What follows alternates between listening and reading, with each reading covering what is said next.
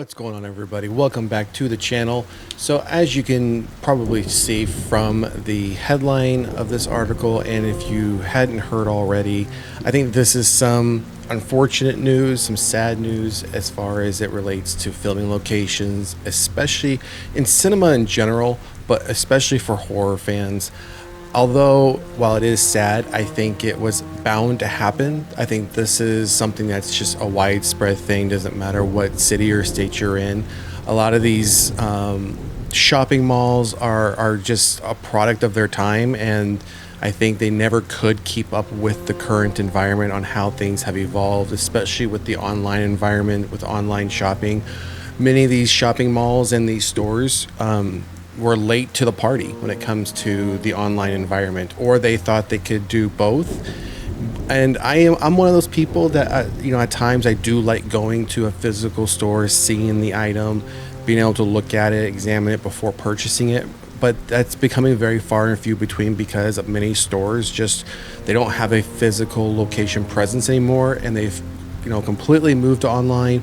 Or if they do still have a physical presence, it's very limited stores in very specific cities where they know they're going to get a lot of foot traffic, whether that's through the local residents or tourists that come through as far as certain times of the year. So when I saw this news, yeah, I was absolutely sad because Dawn of the Dead, the 1978 film, is easily in my top 10 favorite horror films. It is my favorite film in general when it comes to George Romero, as far as his Dead franchise.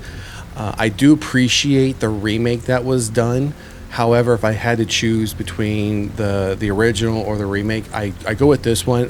And the primary reason I do is because I love the time period, especially how the shopping mall that was used and how it looked back in 1978, because growing up, that's what shopping malls looked like for me, especially when I think about another film. It's not a horror film, but Bill and Ted's Excellent Adventure.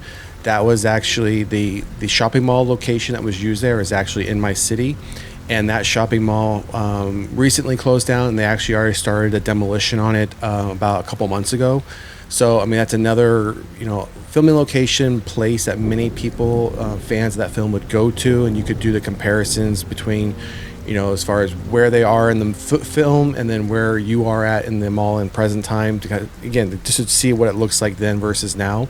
But again, that shopping mall is now gone. It was called Metro Center. Like I said, it started to be demolished a few months ago. And again, this one here, Monroeville Mall, now makes that list. So let's go through this a little bit here. Monroe Mall, Wal-Mart just purchased the iconic Dawn of the Dead filming location.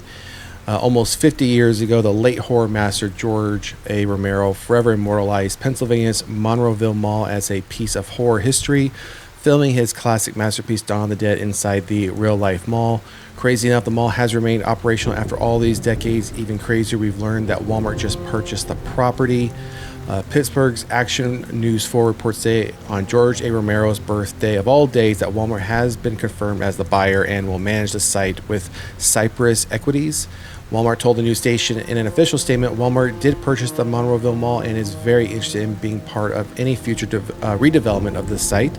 Walmart is working with Cypress on the mall operations and potentially redevelopment of the site. So just that right there, just that last bit, that they're interested in being part of future redevelopment and the potential redevelopment of that site. I mean, as you can just briefly see as you're scanning this here, they spent $34 million for this. I've never been to Pennsylvania. I've never been to this mall. Obviously, if the mall is still up and going, there are stores in there that must be making a profit, and the owners of the property or owners of the mall must be making a profit from those stores, because most shopping malls like this have failed, especially ever since 2020. But even before 2020, shopping malls were starting to, again, a lot of stores were leaving them. They couldn't afford the rent. There wasn't enough foot traffic anymore. With 2020 happening, that really took out a lot more, whatever was left, in my opinion. And now most of these places are just a shell of themselves. Even the food courts, a lot of those businesses have left, and you only have very, limited, like 2 or 3 places in there, and that's it. as just a potential option for anyone who does any shopping there or for employees, right? So again, sad to see, but you don't invest $34 million into a property that might not be making as much money as they could be making it, as far as putting condos, apartments, different types of stores that people actually go to, maybe even a standalone movie theater, things like that. I know, depending upon where you're at in the U.S., whether that's a Sam's Club or Costco, I know some of them are so-called Price Club, like these big box, buying in bulk type stores. Those have taken over a lot of these shopping mall areas. Even the super Walmarts have been taking over a big portion of those areas as well. So again, sad to see that we have this is a picture here. It's not a full image of the mall. You can see it does take up this whole bottom half and goes all the way up here. So yeah, it is obviously a pretty big shopping mall.